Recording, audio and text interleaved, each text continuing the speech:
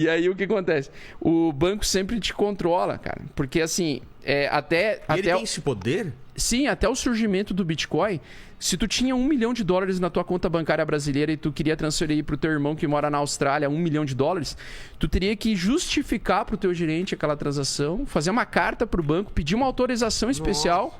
Ele ia cobrar uma taxa que ia corresponder mais ou menos 10%, ou seja, $10 mil ia pro saco naquela época para tu fazer uma transferência internacional. Então, tu tinha mais ou menos o poder do teu controle, o dinheiro do teu controle. Por quê? Depois das 6 horas da noite, TED tu não podia mais fazer. Tu lembra disso, né? Então, tu não tinha... Tu tem limites, por exemplo... O dinheiro é meu, mas eu não posso fazer... Cara, imagina, eu fui pra Dubai. Eu tinha $200 mil pra gastar em Dubai. Você foi em Dubai? Eu fui. Novembro. Você tem problema fazer Pix quando você vai pra onde? Pra Osasco. Pra a diferença. Itaquera, Você vê a diferença. Aí eu fui levar meu cartão de crédito. Meu cartão de crédito tinha um limite lá de $7 mil pra gastar.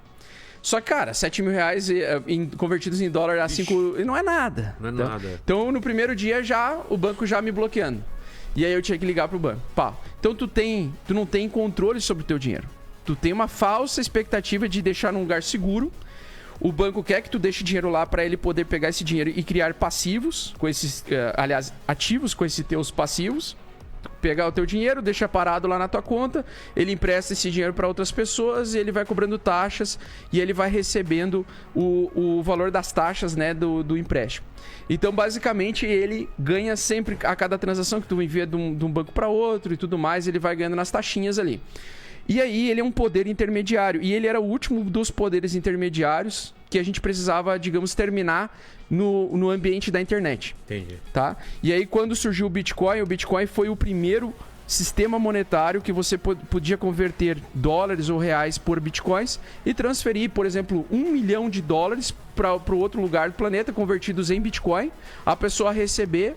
Ninguém fica com porcentagem? Não. Não, tem uma porcentagem, mas a porcentagem da taxa é da mineração. Porque que é a mineração do Bitcoin? O Bitcoin ele não tem um banco. Então ele não é um sistema... Cara, pra mim tudo isso Eu sei. tão complicado. Vamos do começo? Vamos, ó. Mas eu tô no começo, esse é o detalhe. Sério? eu já tô perdido. Vamos lá. O que é o Bitcoin? O que é a criptomoeda? Quando surge? Como que é? Porque é uma coisa tão abstrata pra gente que não manja. Tipo, cara, é um dinheiro que... Tipo, o dinheiro do banco imobiliário, assim, que, né... Alguém fala que aquilo tem valor, mas eu não entendo, não consigo entender. O Bitcoin em si é um algoritmo digital que é representado por... que é fracionário. Isso assim, o algoritmo digital já para mim já confunde. Ele é um código de 256 bits. De 256 bits que é emitido... que são emitidos novos na época era 50 novos a cada 10 minutos.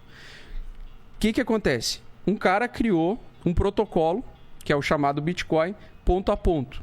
Que é um dinheiro digital...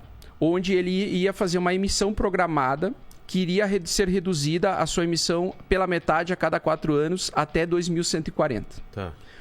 E ele ia emitir no máximo 21 milhões de unidades de moedas. Ele fez essa programação. Por que ele fez essa programação? Porque no nosso dinheiro convencional, ele tem a emissão ilimitada, infinita.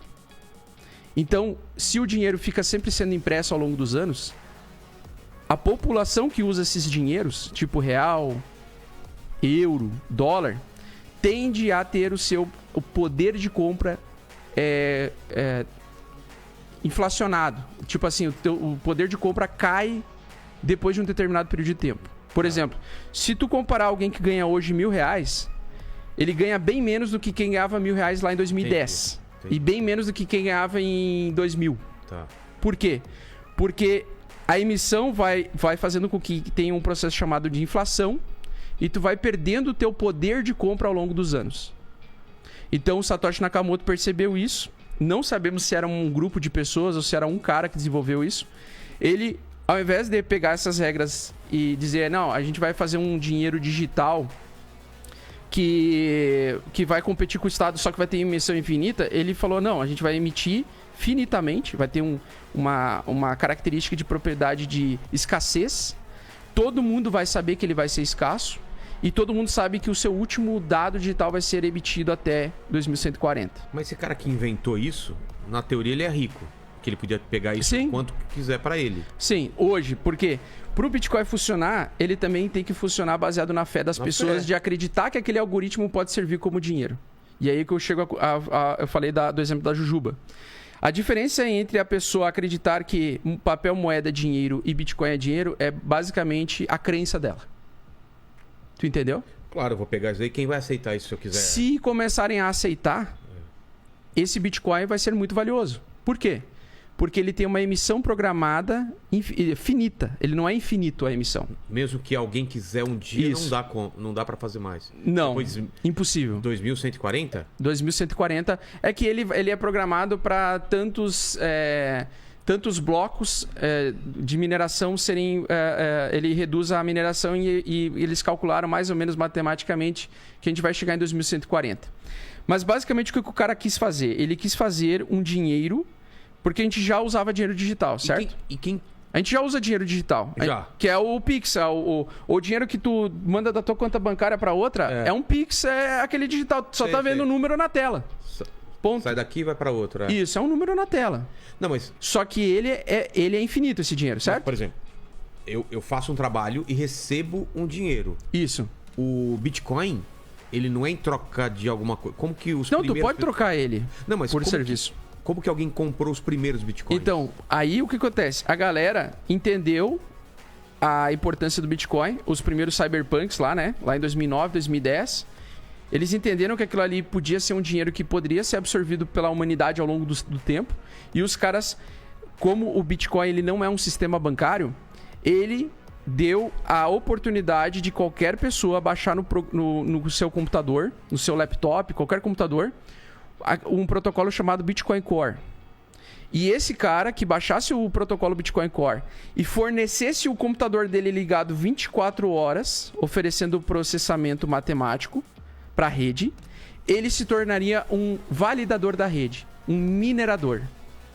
Então, eles começaram a perceber que, para esse dinheiro funcionar, ele deu esse programa aberto para qualquer pessoa, naquela época, baixar o Bitcoin Core na sua máquina e esse programa vai usar o poder de processamento computacional daquela máquina para fazer o papel de banqueiro, como se fosse um microbanqueiro. Então ele permitiu que as pessoas do seu computador de casa criassem a rede de transações de Bitcoin. Em recompensa, o que aconteceria com esses caras? Descentralizou totalmente o... Isso. Ele tirou o poder do banco, que o papel do banco de fazer a emissão das moedas, e deu poder para qualquer pessoa fazer isso, que tivesse um computador ligado na internet. Deixa o teu computador ligado, como recompensa, tu vai ter a chance de ganhar 50 bitcoins a cada 10 minutos. Lá no início. Eu tô falando lá do início, tá? Vamos com calma. É porque é complexo mesmo, tá? Então, o cara que fornecia o computador com o programa do Bitcoin Core, ele deixava a sua máquina disponível 24 horas ligada para que outras pessoas que quisessem transacionar Bitcoin do ponto A ao ponto B, dos Estados Unidos para o Brasil, do Brasil para os Estados Unidos, passasse pela máquina dele e se ele tivesse a chance de validar a transação, ele iria ganhar 50 Bitcoins como recompensa. Entendi. Então, por 4 anos foi isso. De 2009 a 2012...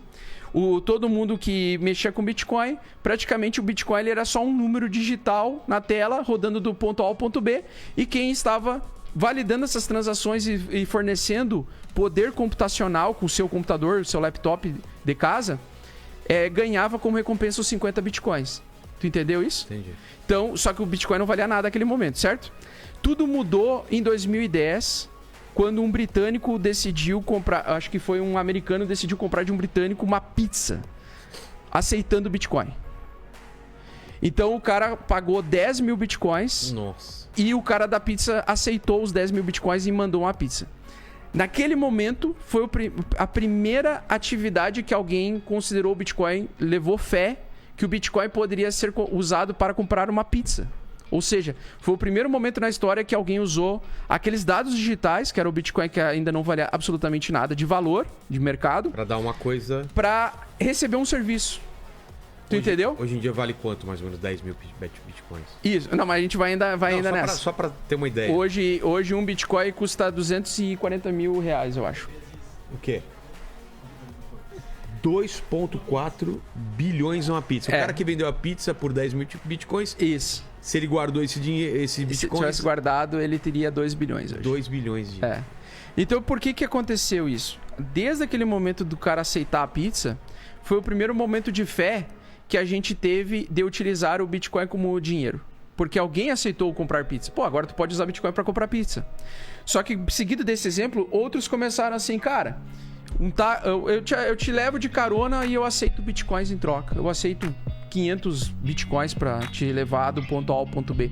Daqui a pouco começou aquela comunidade pequena a crescer, as pessoas começaram a entender.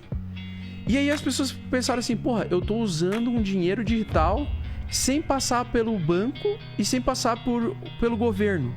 Que interessante isso, né, cara? Alguém aceitar... Imaginar, né? Tipo, isso. Esse Bitcoin eu não posso ir num banco e pegar dinheiro. Assim como, lá em 1400 e pouco, deve ter sido muito difícil alguém aceitar o primeiro papel moeda pra acreditar que tem ouro. Você tá dando um papel... Que diz que eu tenho a propriedade de tantas onças de ouro. Então isso demora pra acontecer, mas quando acontece, é uma transformação. Então o que acontece? Por que o Bitcoin começou a se tornar escasso? Porque cada vez mais as pessoas começaram a entender que esse dinheiro, ele não tem controle do Estado. Então, por exemplo, a Rússia ali tá sofrendo sanções dos outros países, né? Por causa dessa atitude dele invadir a Ucrânia. Porque ele não quer que a Ucrânia entre na OTAN. E não faça parte da OTAN, né? Porque ele se sente ameaçado, territorialmente falando. Então, os governos americanos que sabem que a Rússia tem vários bilionários, negócios em dólares e outras moedas, faz sanções para tentar travar o dinheiro. Com Bitcoin, se a Rússia tivesse comprado Bitcoin, ia ser impossível um governo travar o dinheiro dele. Tirou ela da SWIFT, né? Exatamente, do SWIFT. O que é? O SWIFT é o sistema de transferência monetária interbancária mundial. Então é ele que faz a transferência de um Bradesco para um HSBC, por exemplo, ou do Itaú para um HSBC, ou para o Citibank, por exemplo. Então a plataforma SWIFT é a forma de você transferir valores interbancários globais, tá? Então, só que o Bitcoin, ele é o SWIFT que dá liberdade para as pessoas de você transformar, usar o seu dinheiro da forma como você quer, sem ninguém meter o bedelho. Como fizeram isso? Ele tem a emissão programada desses algoritmos de 256 bits e ele te dá uma chave pública. Essa chave pública é o teu endereço de carteira. Tu tem uma carteira pública quando tu tem Bitcoin. E tu tem, junto com a tua carteira pública, é como se você recebesse uma carteira digital e ela tivesse um cadeado. E só quem tem aquela chave pode acessar aquele cadeado para abrir aqueles fundos daquela carteira. Isso tudo fica dentro da blockchain. A blockchain é uma base de dados que registra todas as transações do ponto A ao ponto B. E a blockchain é a tecnologia que permite assegurar que você publicamente recebeu tantos bitcoins e abriu mão dos seus bitcoins para mandar para outras pessoas. Tá? Então, tu tá entendendo mais ou menos isso? Tô. Tá entendendo mesmo, galera? Pode perguntar, é sério. Posso perguntar? É porque tem muita gente que te assiste que vai estar com as mesmas dúvidas. Então tu pode ser bem sincerão comigo. Vamos retroceder então. Vamos lá. O cara criou um algoritmo. Um protocolo, na verdade. Um protocolo, né? Que emite 50 algoritmos, ou 50 unidades de Bitcoin e pagava essas 50 unidades de Bitcoin para a cada 10 minutos durante 4 anos. Dos primeiros 4 anos, para qualquer pessoa que fornecesse poder computacional para a rede e fizesse o papel de banco, fizesse o papel do banco. As primeiras pessoas, então, foram os primeiros donos dos bitcoins. Isso, os mineradores. Isso. Depois a gente vai falar sobre a mineração, que ainda continua até hoje, né? Sim. Aí, esses computadores eram os bancos centralizados. As pessoas começaram... Não é que eles eram banco, eles eram tipo nós de rede. A gente. Ele era de qualquer pessoa. Qualquer pessoa que colocasse um computador e instalasse o Bitcoin Core. Aí ele deixava a maquininha para todo mundo passar pela máquina dele e aprovar a transação. A máquina que faz a transação ou não, a aceitação de enviar o dinheiro do ponto A ao ponto B. Entendeu? E aí, quando as pessoas começaram a comprar e fazer negócios com... E baixar o Bitcoin Core. Aí começou a funcionar Isso. A Bitcoin nasce quando? Que ano que foi? Ele nasceu em 2009, ali em 3 de janeiro de 2009, se eu não me engano, que ele foi a primeira transação. O white paper foi em novembro de 2008. O white paper? O white paper foi o papel que eles colocaram num fórum de cyberpunk explicando o que é o Bitcoin. Então, mas o criador, o nome do cara? É o Satoshi Nakamoto. Cadê esse cara? Ninguém sabe quem é. Ninguém sabe quem é. Ele pode ser um... Ele pode ser um cara que já morreu, que muita gente acha que é o Ralph Finney, que já morreu, que era um cara que era bem libertário e manjava muito de criptografia. Ou pode ser um grupo de pessoas que, junto com o Ralph Finney, aceitou. Porque o Ralph Finney foi o primeiro cara que recebeu bitcoins na história. Então muita gente acha que ele foi o primeiro cara que enviou pra ele mesmo. Ele usou um codinome de Satoshi Nakamoto num fórum e supostamente ele mandou pra ele mesmo. Esse cara já morreu em 2014. Por que um cara que cria uma coisa tão absurda dessa fantástica não vai querer receber o crédito? Não sei se ele vai querer receber o crédito. É porque a carteira do Satoshi Nakamoto é a única que tem acima de 1 milhão de bitcoins e que nunca foi movida. Ah, é? Nunca foi movimentada. Então a gente não sabe quem é. Não sabe se foi o Ralph Finney mesmo. Mas a ideia dele era salvar a humanidade utilizando um novo sistema monetário e não depender mais de crashes econômicos como aconteceu em 2008. Tanto que o que motivou muito a construção do Bitcoin foi justamente porque a economia que a gente conhece, ela tem um crash em média a cada 10 anos. Isso. Por algum motivo. Isso é... Seja imobiliário, porque... Tem uma explicação para isso? Eu acredito que é por causa do sistema de emissão de moedas infinitas dele, o que gera um padrão muito injusto, assim. Tu tem poucas pessoas que têm muito poder e detêm muito poder monetário e outras pessoas produzem muito e têm pouco poder monetário.